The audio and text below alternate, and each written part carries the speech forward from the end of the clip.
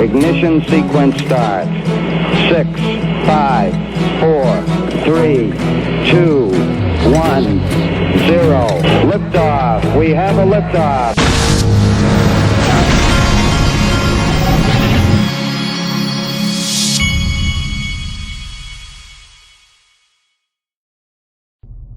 Hey everybody, this is the Digital Asset Investor, and I am literally sitting in my truck watching my son's travel ball game. He just grounded out. His team is getting their butts kicked because they're out of pitching, more or less. So let's get this started. Here's a little clip from Link2, who is one of my sponsors. The link's in the top of the description. Want to take your investing to the next level? Private equity might be your ticket to higher returns. By investing in privately held companies, you can gain access to potential growth opportunities that the public markets just can't match. With private equity, you're investing in the future. And with the help of experienced fund managers, you can maximize your returns and build real wealth. Ready to explore the world of private equity investing? Start today with Link2. So there you go. Links in the top of the description.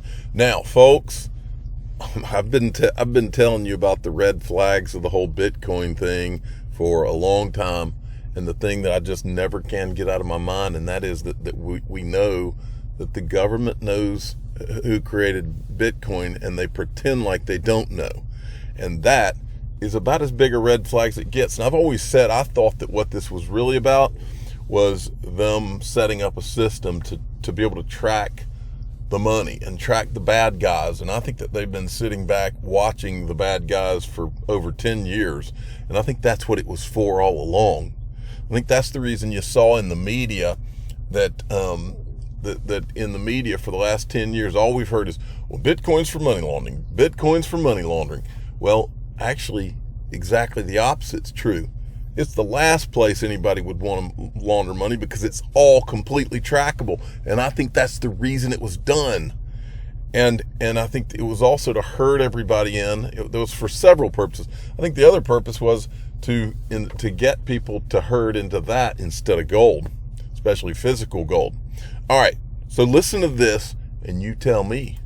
This guy was buying on Silk Road, and he deposited his Bitcoin, and then when he withdrew it, there was a bug that gave him twice as many Bitcoin, so he kept creating more accounts, putting more money into Silk Road and getting more Bitcoin. And then years later, the authorities figured this out. James Song, the accused, had a Lamborghini, a Tesla, a lake house, and was living his best life, apparently, when the feds knocked on his door and found the digital keys to his crypto fortune in a Cheetos spicy flavored popcorn. And there's the tin of it, where he had a motherboard of a computer that held Is there the keys. a chance that this claim that you could have all these anonymous transactions actually fooled an entire market? Because it looks like that this anonymity has effectively been reverse engineered and there's no anonymity at all. And so what Bitcoin is quickly becoming is like the most singular honeypot of transactional information that's complete and available in public. And I think what this article talks about is how companies like Chain Analysis and others have worked now for years, almost a decade, with law enforcement to be able to map all of it.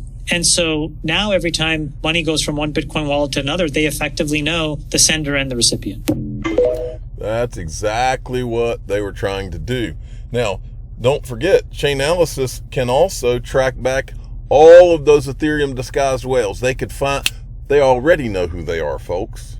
And it'll be interesting to see where all of that goes going forward. Now, I need to cover the madness. This is complete and utter madness. This is what happens when your country is at an end, folks. This right here. What happens is, and we've warned on my channel, what happens is when you run up debts, when you're over $30 trillion in debt, they're eventually going to come for the good actors, the people that have money because they've lived the right way, they've saved, they've done all those things. Well, that's exactly what's going on now.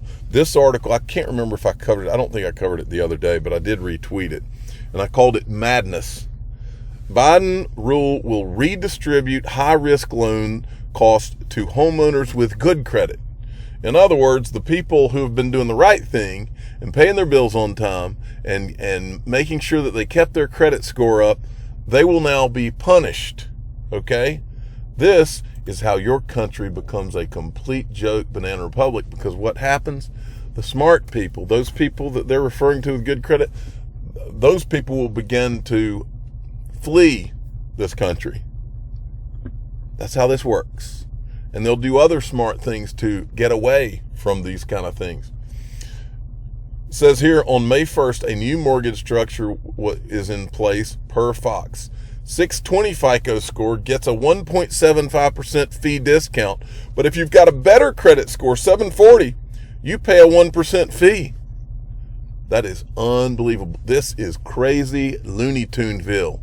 Whoever believes in this kind of stuff, you vote them out as fast as you can, because this is almost as stupid as what they were floating a while back, which was taxing unrealized gains. This is bordering on that kind of crazy and stupid. But the scary part is that the people proposing it, it's not because they're stupid. It's because they hate this country, in my opinion. And that's scary. Now, let's not forget, look, I want you to hear this guy's take on Ethereum and why Gary Gensler can't go after it. Now, I dispute this, but he's talking about the statute of limitations. But what about potential money laundering from the ICO? What's the statute of limitations on that? Listen to what he says. Look, ETH isn't a security. It's frankly... Before we listen to this, I want to tell you, I've said it 1,000 times. I never wanted them to go after Bitcoin or Ethereum or anything else. I think they should leave it all alone. But you can't forget the people behind Bitcoin and Ethereum, their mission, their goal, years back, 2018, Hinman's speech and all that, their goal is to get Bitcoin and Ethereum out from under securities laws. And the reason they wanted to do it, they thought that once they did it successfully, that those two, everything could be built off of Ethereum and they would have a monopoly. They didn't care. And you people that aren't XRP fans, you better thank your lucky stars that the XRP army came in. Because if we had not, and ETHgate had not been exposed, you would not see, it would be the Bitcoin Ethereum show and everybody else would be boxed out and Gary would be going after only them. The fact that Ethereum's even in the discussion is a good thing, because it's what's going to allow there to be an industry and have those not just get a monopoly. And those people that were involved in that, they weren't saying a thing about being worried about regulations until they started getting scared because the XRP army stirred it up. They weren't saying a thing. They thought they had it made. And don't forget that, because now they're trying to act like they're good actors. Obvious to me. But even if it were, it's too late to do anything about it at this point, right? The SEC has statutes of limitations. ETH was first issued before 5 years ago. So there's really very little. And by the way, make no mistake, she was one of the people that was in on the game helping to prop up that game. Don't forget that. The SEC could do about that right now. Now, statute of limitations is a very complicated thing, so there's a lot of asterisks there. We won't get into that here. But I think that Chair Gensler is facing an uncomfortable reality. Even if he wanted to do something about it, there's nothing he could do about it. And he knows that if he's caught in a sort of trap there, if he declares, yes, I think ETH is a security, it could have all sorts of terrible knock-on effects in the market and would really have a devastating effect on the consumers that he's purporting to try to protect. You mean the way XRP holders were hurt? Nobody cared. We had to do it ourselves. I'll move on. But Stefan Huber, Mr. Huber now, he says, always remember who is responsible for this whole disaster in the U.S. They really believed we wouldn't figure it out. He's right. This guy right here is one of the attorneys for Consensus. He's one of the guys that back in 2018 that was meeting with the SEC, one of those people that helped plan the whole Ethereum Bitcoin free pass, what we're living under to this day. Okay? And now any of these guys that you see trying to act like they care about regulations, they only care now because they're in fear of Gensler coming after Ethereum, which is what they were trying to set free. Check it out, Stairway to Heaven. I don't know where this advertisement is. This is a Ripple ad. They've been advertising all over the place. Wanted to remind everybody that Consensus is coming up next week. I am not going to be able to go to be at Consensus, but I did want to show you some of the people that are going to be there. You're going to have Caitlin Long, Patrick McHenry is going to be there. William Shatner, Cynthia Loomis, Edward Snowden, Christine Moy, who is now at Apollo and was at JP Morgan and basically headed up their blockchain, then went to Apollo where Jay Clayton is the chairman. Go figure. Imagine that. And then we have, who else do we have that we recognize? I wanted to point this one out right here.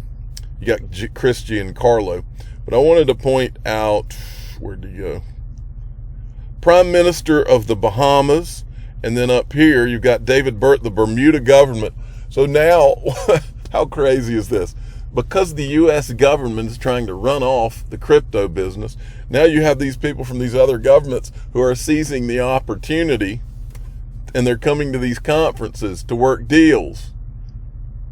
The United States is literally running off an entire industry that could be a boom for this country, and they're running it off. And now these guys are coming in to grab the opportunity, and that is how prosperous countries are made. The freaking guys that fought in the Revolutionary War would be turning over in their graves. They would be carrying Gary Gensler out of the SEC. XRP Richlist revealed somebody was showing the top accounts, and this is interesting. This is from XRP Scan. I haven't seen this in a while. Active accounts 4,559,000. Max supply 100 billion. Total available 99,989,000. Burned 10.8 million. Escrowed, there's the escrow number, $43.4 billion is escrowed. And then you can look here and see some of the top addresses and the balance. You can pretty much Ripple and Binance, and then Uphold comes in third place there. Pretty interesting stuff. Well, I think that's it. I'm the digital asset investor. I'm not an investment advisor. This is for entertainment purposes only. Please subscribe, hit the like button, tell your friends and family. Consensus is this week we should get some pretty interesting content.